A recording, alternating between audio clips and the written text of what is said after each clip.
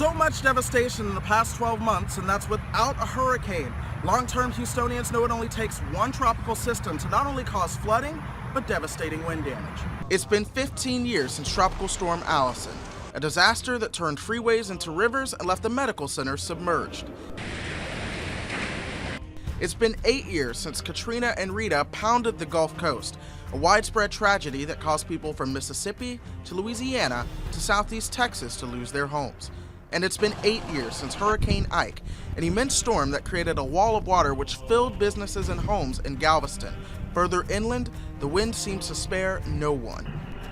While we've been fortunate to avoid a strong tropical system since 2008, that could be bad news when the next one hits. Roughly 1 million people have moved in our area since Hurricane Ike hit. They don't know what's coming. In fact, no one knows what's coming. NOAA, the National Oceanic and Atmospheric Administration, predicts 10 to 16 named storms, 4 to 8 hurricanes, and up to 4 of those becoming major storms, Category 3 or stronger. There's a big difference between how busy the season might be overall and how bad it might be where you live. In 2015, Tropical Storm Bill dropped 13 inches of rain from El Campo to Ganado, southwest of Houston. But no hurricanes hit our shores, not in Texas, nor the rest of the U.S. El Nino is partly to thank.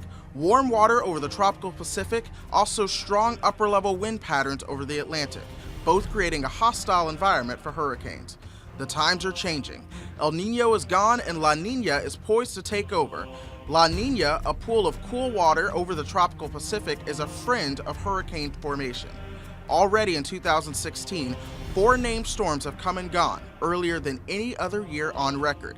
And the Weather Research Center says the Gulf of Mexico is the hot spot this season, putting the Gulf Coast of Florida and the Texas coast at greatest risk.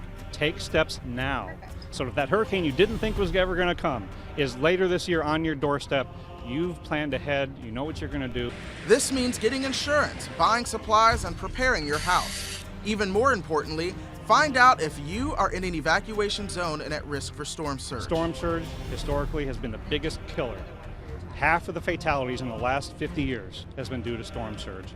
Let's not lose any lives this year in southeast Texas when a hurricane comes ashore and produces storm surge. Reece, KPRC, Channel 2 News.